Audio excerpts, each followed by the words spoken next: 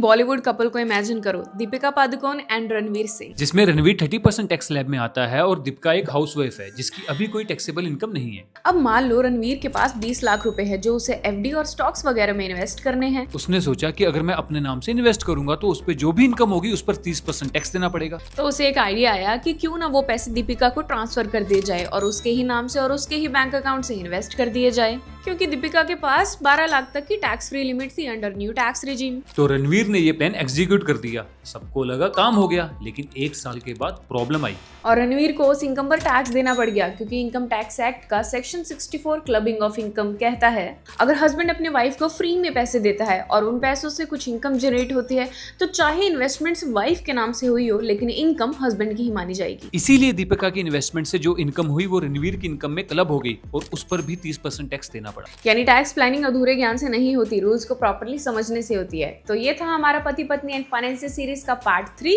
इसके बाकी पार्ट्स देखने के लिए लिंक रील्स में टैप कर सकते हो और आगे भी ये सीरीज को देखने के लिए इजी है फाइनेंस को फॉलो कर लीजिए।